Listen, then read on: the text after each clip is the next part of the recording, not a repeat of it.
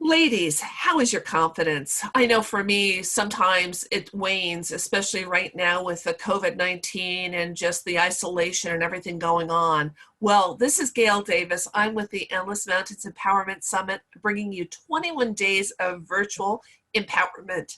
And today, my guest is Theresa Price. She's a dear friend of mine. We've known each other for a few years. We met at an empowerment summit 4 or 5 years ago, and we've been connected ever since. Theresa is a Pennsylvania licensed social worker. She's a certified hypnotherapist. Consider her your hypnotherapy coach today. And she's going to be talking about unbreakable confidence. So, Theresa, you've got some tips you want to share with our ladies today. So go for it. It's all yours. Absolutely. It's great to be here with you all. I'm actually going to share with you some of my secrets that I use before I get on the stage or before I work with a group. But you can take everything that I teach you here and use it in your personal life. And you can definitely use all of this going through what we're all going through collectively today, globally. My very first one is called the power pose. And I'm on an iPad right now, so it's a little challenging. You're not going to be able to, I'm going to describe it to you. You're not actually going to be able to see it full length, but I'm going to describe it. The power pose basically is you're taking everyone, is a champion position. You're putting your legs directly below your shoulders and you're putting your arms above your head like this. Would you like to try this, Gail, and see what it feels like? Okay, let's see it. Now, so my arms are up, my feet are, okay.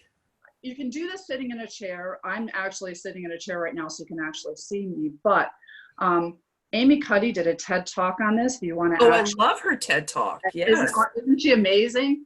Well, what she ended up finding out is if you hold this pose for a minimum of 2 minutes, it boosts your confidence. And the reason why it boosts your confidence because it actually reduces your cortisol levels, and it increases your testosterone.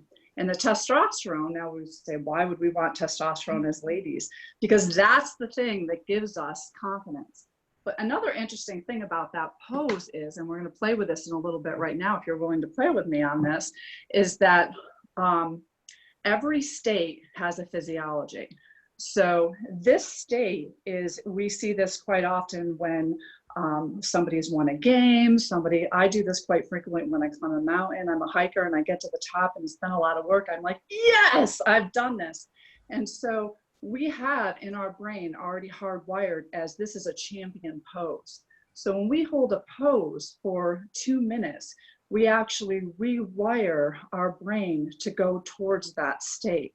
So one of the little secrets I'm going to tell you all now that I do before I actually go out and give a talk is, and sometimes I end up doing this in the bathroom if I can't find a private place to do this, I actually hold this pose for 2 minutes. And so the very first thing that I'm doing, would like all of you to experience is actually that pose, especially now, with everyone leaning over their phones, hunched over watching, what's the latest on the news with what's happening in our world right now. We end up bringing our shoulders forward and we're bringing hunched down. So what I'd like you to do just for a minute, just to try this with me, lean your shoulders forward and hunch over and try to feel good. Notice how hard it is to try to feel good when you have your shoulders hunched forward and you're leaning over. And what are we often doing when we're looking at our phones or when we're sitting on our couches seeing what's going to be on the news next? We have our shoulders forward. We're protecting our heart. We're protecting our body. It's hard to feel good when you're hunched over and your posture recognizes this as, I need to protect myself. There's harm out there. But when we do this, when we open up our heart and we open up our chest and we expand and we own the space that we're in, this is a triumphant, I'm confident, I've got this. It totally changes. In fact, try it. Hold this pose and try to feel bad when you're holding this pose. I think of Rocky running up the stairs like, da, da, da, da, da, da, da, here I am. Absolutely. Yes. Whoa. I've got this. I've got this. I've got this. Ladies, you've got this. Yes. How much of us right now, how many of us need to be able to say in our homes, I got this. It's okay. I've got this. Mhm. So now y'all know one of my secrets that I do the very first thing before I get in front of anybody or any situation, because it's not even just speaking in front of a group. It may be, anything that I'm nervous about. I can always sneak away to the bathroom and hold this pose for 2 minutes. Anything that's going on can wait 2 minutes to get that pose and actually change the neural pathways in my mind from wherever I was at, whether it was anxious, nervous, fear, whatever unwanted state that I was at, and place it in the state that I want. I got this. I'm confident. I know what I'm doing. This is the shoulders back, the heart open, is I'm ready. I'm ready to take on whatever it is. It's really hard to have the wanted state when we're protecting our heart, when we're opening our heart and we're opening up and owning our space. The brain already understands that as confidence. The second one is how can I serve? A lot of times, I'm going to give you some of my secrets. So everybody's going to find out some of my secrets today. Sometimes, before I'm going to go do a talk or go somewhere, I'm like, oh, does my hair look all right? Do I have anything on my clothes? Is something wrinkled? And we get caught up in, is somebody going to judge me because I didn't wear the right necklace or my hair color off or whatever? When we come from that place, that invites a fear response. It invites anxiety. It invites fear. It invites doubt, or any of the other states that are less than positive state. When we stop, and say, how can I serve? It doesn't matter what I'm wearing. It doesn't matter if I have a piece of broccoli in my teeth. It doesn't matter if my hair wasn't colored in time. You know what I mean? It's when you come from the position of how can I serve?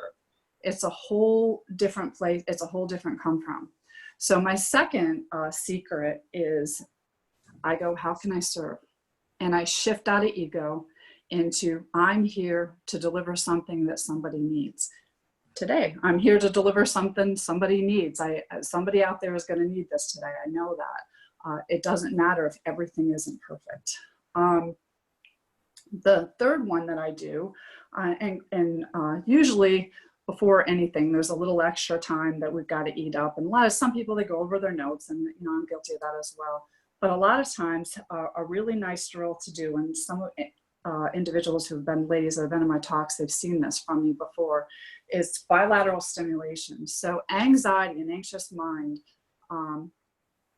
sometimes can come from an imbalance in the brain hemispheres. And one really quick, neat trick to be able to get them balanced is through bilateral stimulation. So now I know there was, I think when you were showing the bags, there was actually a stress ball, wasn't there? I know when on the 9 o'clock, when you were showing the little goodies in there, I'm like, because that was going to be in there when we were at the conference. So yes, with a smiley face. So mine does not have a smiley face, but I was prepared for that to be happening today. Now I have a friend who this is actually knitted and really soft. But one of the things that you can do is called bilateral stimulation. And all that is just imagine a straight line cutting down through the center of your body. Any activity where you cross that center line is going to create that bilateral stimulation. So I'm going to hold this up higher. Now, normally if I was standing or sitting, this would be more down towards my waist, but obviously you wouldn't be able to see my waist if I did that. So I'm actually, forgive me, this is going to go in front of my face, but you're crossing the center line.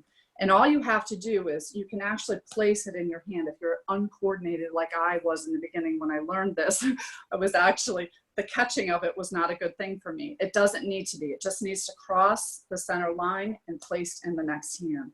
Cross the center line, placed in the next hand. Or if you're really coordinated, you can actually give it a little toss as long as you've crossed the center line.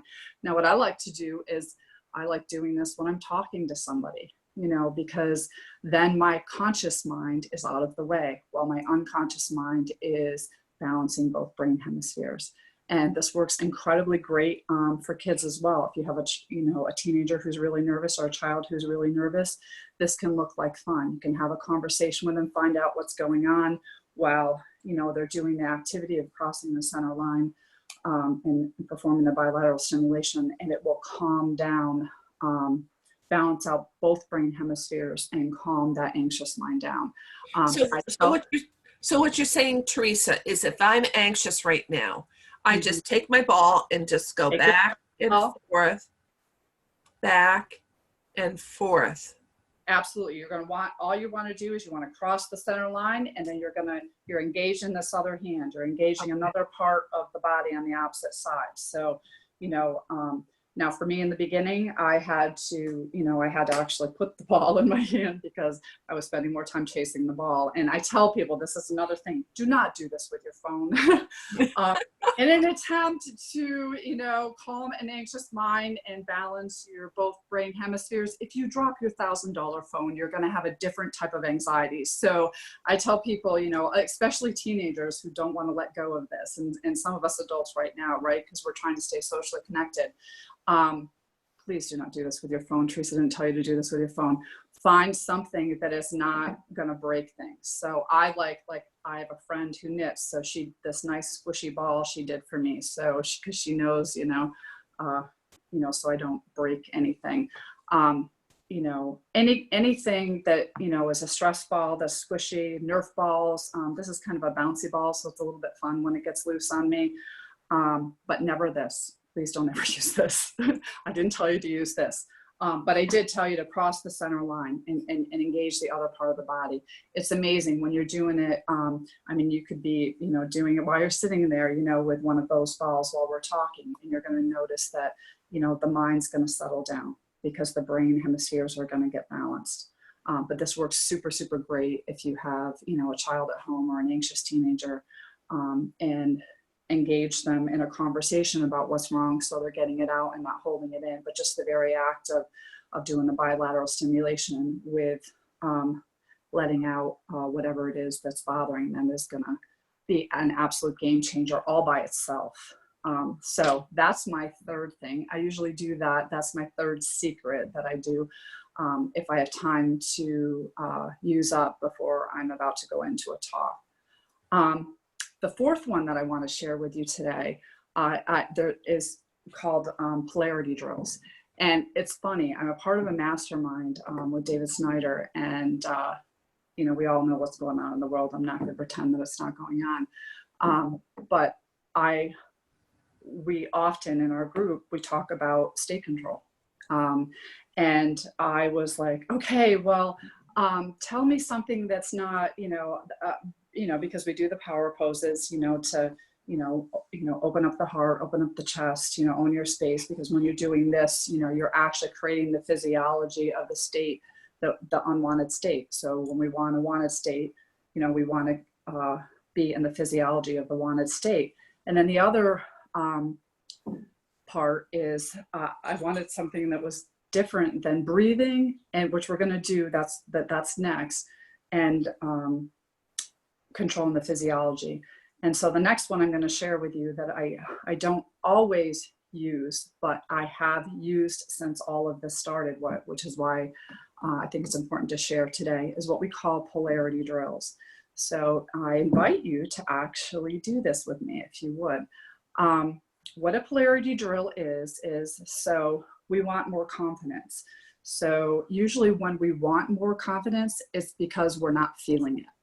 So when you're not feeling confident, what are you usually feeling, Gail? If you don't mind me asking.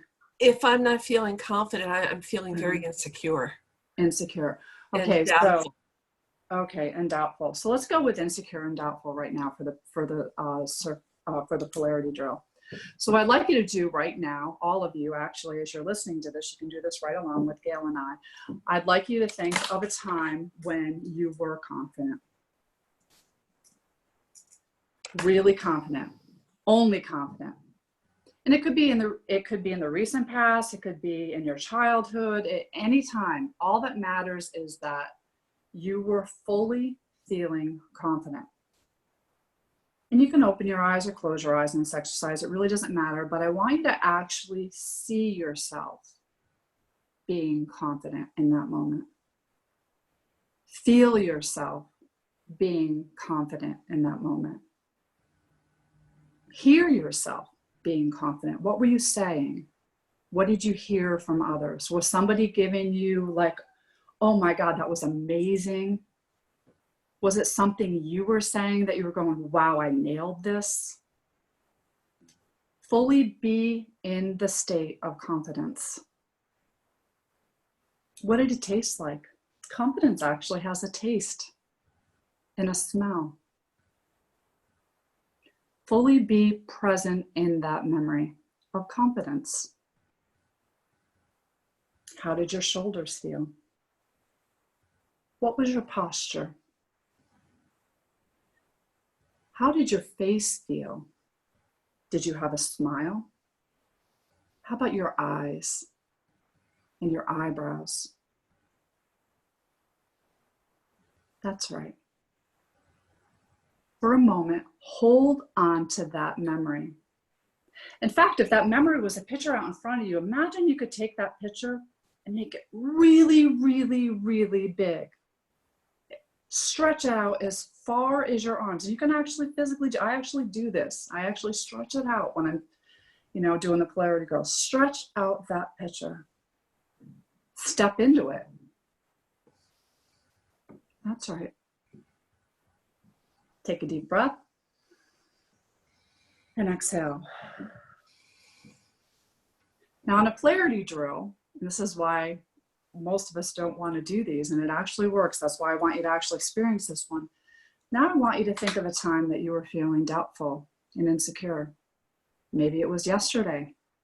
Maybe it was this morning. Maybe it's right now. I hope not. I hope I'm not making you insecure or doubtful. But think of a time that you were feeling doubtful. What did it feel like? What did it look like? How are your shoulders? How was your mouth and your eyes? What did it taste like or smell like? Just for a moment, what does doubtful feel like? Let it go, shake it off, take a deep breath in, exhale it out, get rid of it. You might need to shake it off a little more. I like to get my body involved. We call it getting the meat involved. Now I want you to go back to confidence. Go back to confidence, feel your shoulders, feel your chin rise, feel your eyes, remember your mouth, remember what felt good about feeling confident. What did it taste like? Were the colors brighter? Be back in the moment of confidence. That moment where you were at the top of your game. If someone said, what's the top of your game in confidence? Be there now. Breathe it in. Taste it. Feel it. Know it. It's there. You can shake it off. You can keep it. Please keep it, because that's what the talk's about. But the interesting thing about this is, now that you've felt confidence twice, try to feel that and notice what happens instead. Confidence wants to stay. Your mind chooses confidence over doubtful and insecurity. But what's even more curious is, you know you can change it like that. You have the authority and the power to go from confidence to doubtful to confidence again, and stay in the state that you choose. Because you know something now that you may not have known before. Confidence has a posture. Confidence has a taste. Confidence has a smell. Confidence feels different in the face. The chin is up with most. There's a smile with most. The eyes are brighter. We're taking in more light. The colors are vivid. But if the only thing you get from this drill is that you have choice in the state, you've won. You've won. And it was interesting when I did this with my mastermind, because I got caught up in some of what a lot of other people are getting caught up in right now. When I was told state control, I'm like, give me another strategy. I literally have in front of me on my desk right now 10 strategies. I didn't need another strategy. I just needed to do 1 or 2 or 3 or 10. But it sometimes only takes 1. The most important thing, if this is the only thing, and it's not going to be the only thing that you get from this today, is that you have choice. We have choice now. And you know that you can experience something unwanted and go back and experience something wanted. We're not stuck. We're not stuck in an unwanted state. We have the authority and the ability through posture and breathing and our 5 senses to access the memories that help us then to move forward in the state of our choosing, which for this topic happens to be confidence, which I think a lot of us can really use more of right now. So that was a fun drill. The next one is breathing. So I'm going to have you shake it off because I actually want you to do this with me. So and I was kind of caught which I should do first. But the other thing is that each state has a breathing pattern. So we talked about in the beginning when we did the power pose that each state has a physiology, which is basically just how you carry your body. Each state also has a breathing pattern. So, excuse me. So what I'd like to do is go through a breathing drill that I was taught and used and was reminded to use when I was asking for yet another strategy, to gain confidence when I was feeling a lack of that, when all this came out, is the breathing drill. And what you're doing is I'm going to explain it and then we're actually going to do it. We're going to breathe in, and we're going to hold, and then we're going to exhale, and we're going to hold, and then we're going to start it all over again. But our exhale is going to be longer than our inhale. And what often happens when we're in an unwanted state, we actually constrict our breathing. We're actually breathing from, I don't know if you can see me, you're breathing from up here and not from your diaphragm is often what's happening. A lot of times the breathing is short and fast instead of long and steady. When we do long and steady, and when we have our exhale longer than our inhale, what we're doing is we're calming down our nervous system. So when we're feeling an unwanted state, especially anxiety or doubtful or fearful, what we're looking to do is actually calm that down. So what I invite you to do is to actually just go through that with me now, just to get a feel of what that feels like. So I'd like you to take a deep breath in. Hold. Exhale.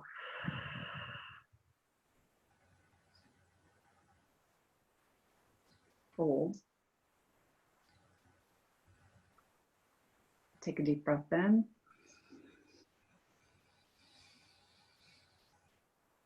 Hold. Exhale.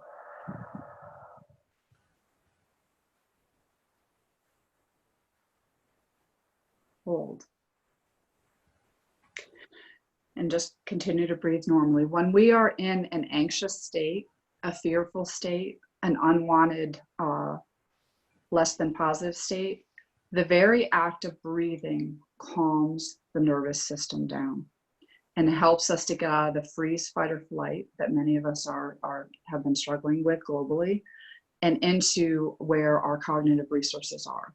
Because when we're in freeze, fight, or flight, it's a very limited set of options. When we're able to calm our nervous system down, then we have access to our resources. Breathing and posture are, and I was reminded of this even in my last mastermind, are really two of the most important things that you can do going forward. And it was really funny because even though I know that, and I'm a therapist and I'm sharing the secret with you all, is that I struggled too, because I'll just give me another strategy. I just think I'm one strategy short. No, to be honest with you, I have 10 here in front of me, and I have even more than the 10 that I have in front of me. So it's not a shortage of strategies. It's often not using 1 or 2 or 3 of them at any given time. The 2 most important ones I believe, and you know, we practiced that the other day, is you know, your physiology and your breathing. If you maintain the posture of the state that you want to be in, which for right now is confidence, which is the shoulder back and the chest open, and fully, you know, using up your space in your breathing, which is a slower, deeper breathing pattern, especially when you're able to have your exhale longer than your inhale. All that's going to be calmed down. And then we have access to our resources, our cognitive resources. And sometimes, I don't know about you, Gail, but you know, when I'm feeling like I'm unsure, it's because I'm not sure I'm going to be able to access those resources at the time that I need them or I want them. So being able to have the posture and the breathing allows us to, you know, access what's already there for us. So I encourage everyone to do that. The next one is actually kind of fun. It's collapsing an anchor. So what I want, and I know this is a little different because by now, if you've been at home working through some of these with me, you're thinking, well, I'm feeling pretty confident and relaxed right now. So I'm going to shake that off because we're going to actually, I'm going to bring you back into an unwanted state so that we can collapse it. So I want you to take your right fist. I'm going to hold this up high. Normally this would be out in front of me, but for the camera so you can see it. And I want you to imagine that in this fist is your unwanted state. So for right now, we used doubtful or anxious, right? You know, the opposite. You're going to pick the opposite of what we want, confidence. So it's actually going to be a state that's opposite. So I want you to take it and I want you to squeeze it really hard. And I want you to imagine that you are taking from your brain and putting into your fist all the information that you know about doubtful and anxiety in your fist. And just allow your fist to hold that as a container. And whatever that may be, it could be what's going on globally right now. It could be something that happened this morning that didn't turn out the way you wanted, something that happened yesterday, but just for now, imagine you could put all of that in your fist. That's right. Let it all travel all the way down your shoulder, all the way down your arm, right into your fist. That's right. Now I just let it go. And shake it off. Let it go. Fall on the floor. Backing it up later, whatever. I want you to take your left hand. Now, for the purpose of this talk, I want you to imagine that this fist is going to hold confidence. So I want you to imagine that you are able to, again, download from your brain all the way down your shoulders, all the way down your arm, into this fist, everything you know about confidence. That's right, just download it. I'm not going to lose it, I promise. I wouldn't let that happen. Just allow all that confidence from your brain travel down your shoulders, down your arm, into that fist. That's right. You can feel it. It feels good, doesn't it? It kind of feels different than the other fist, doesn't it? I don't know about you, but when I had the right hand, whew, this one, it's kind of happy. I like that. All right. Just for a minute, just set it down. You don't have to shake it off. You're not going to lose it. It's still there. It wants to stay with you. Because our natural state is confidence. That is our natural state. That is where we want to be. So now I'd like you to, in this moment, and it's going to look funny because I'm going to look like a boxer, I want you to bring both fists up. And I want you to look at your right fist and remember that this is the fist that holds anxiety and doubtful. Kind of feels tight, doesn't it? I don't know about you, but mine actually feels tight. Just notice how that feels.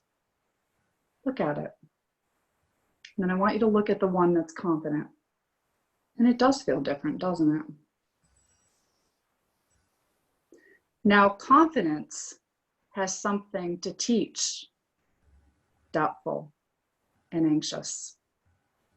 And I'm not sure what that is for you, but I know that the confidence, the resources that are in your confident hand have something to share with doubtful and anxiety. And at the rate you feel comfortable, I'd like you to do this and allow confidence to share with doubtful anxiety everything it knows about being confident. And I want you to notice what's happening to your right hand now, as confidence is sharing and downloading everything it knows about being confident. What it feels like, what it sounds like, what it tastes like, what it hears.